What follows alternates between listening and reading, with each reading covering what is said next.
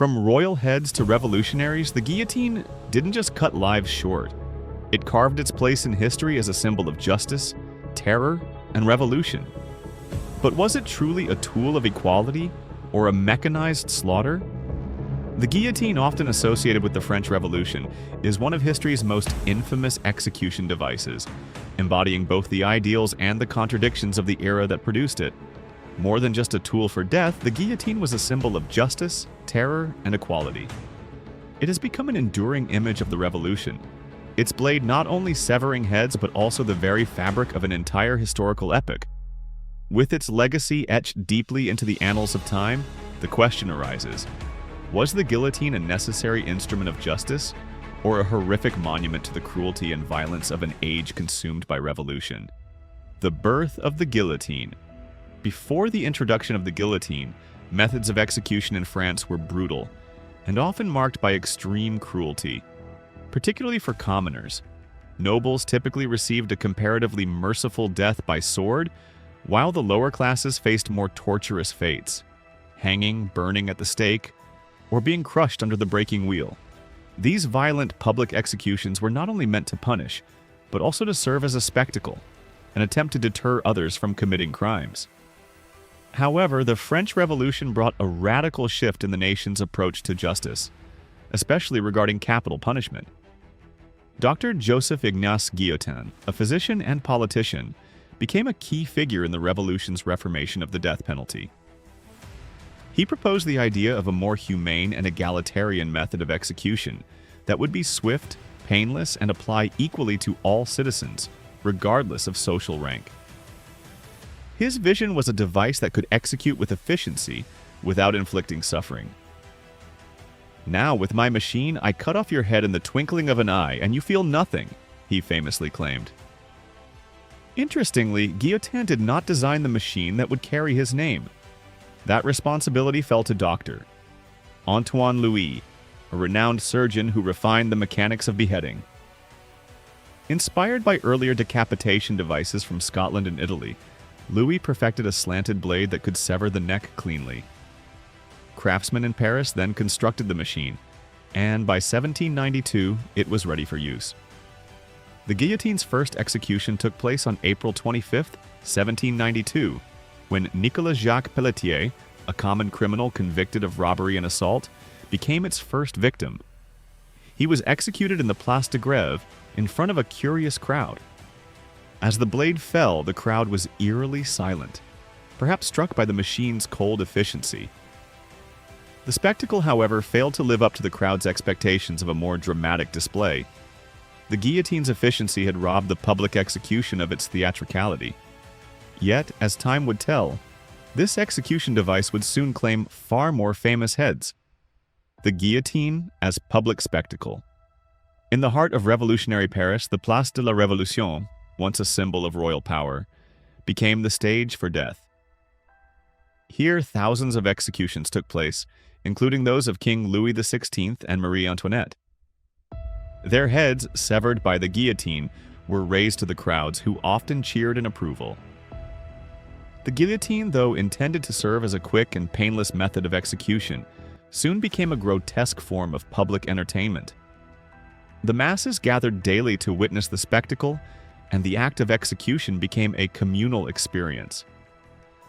The executioner's family, the Sansons, became particularly notorious.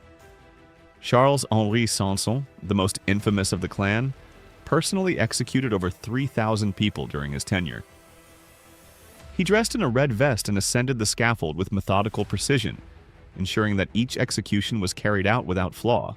The Sansons were both feared and revered, as their role in revolutionary society placed them at the center of the bloodletting. As Charles-Henri once remarked, "I am the last face they see before eternity," illustrating the grim reality of his position.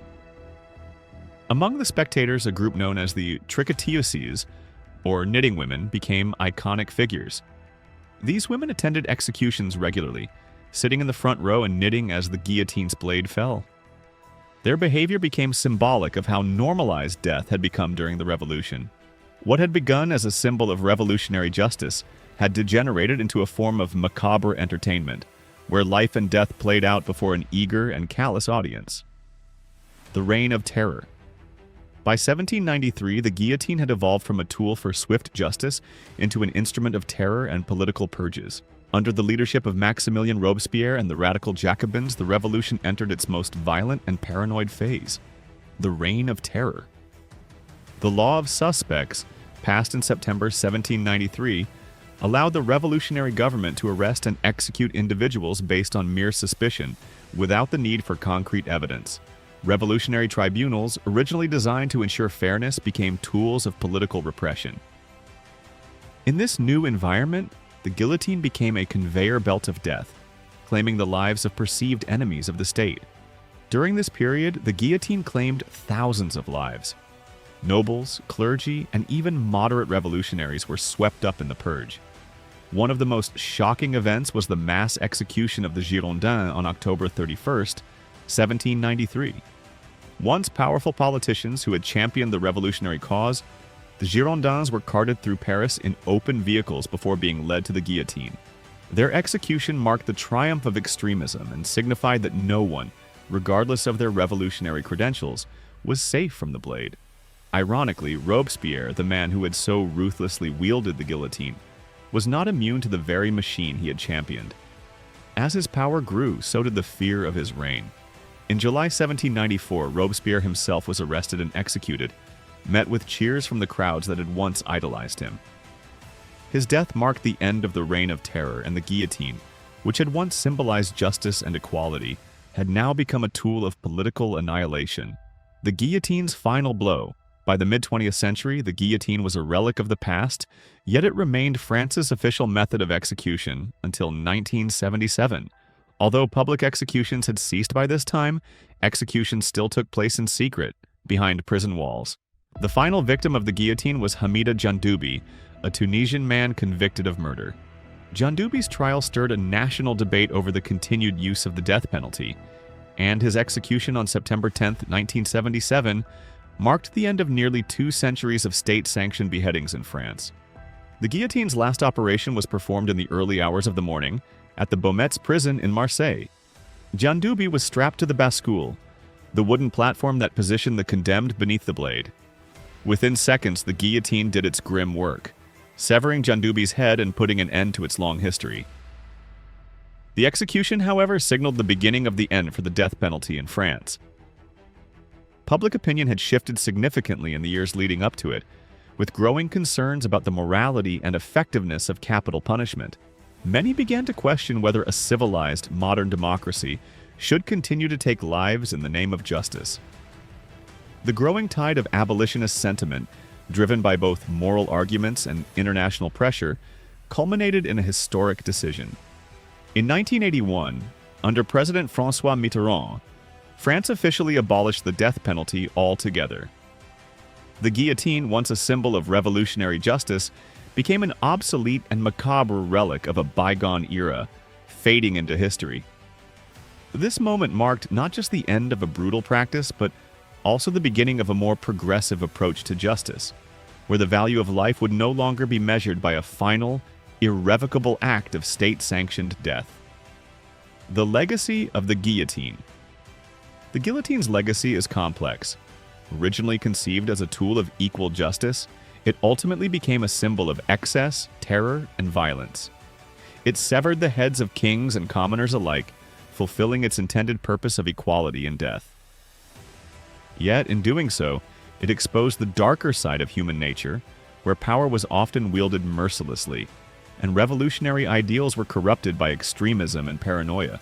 Governments rise and fall, but the guillotine's place in history reminds us that power, once embraced without restraint, can turn against those who wield it.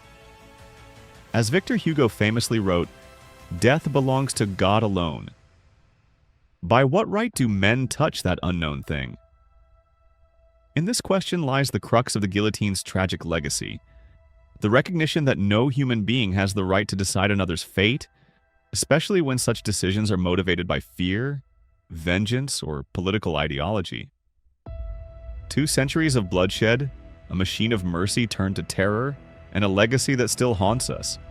So, was the guillotine a necessary step toward justice or a chilling reminder of humanity's darkest impulses? Let us know your thoughts in the comments below. Thank you for watching, and don't forget to like and subscribe for more historical insights.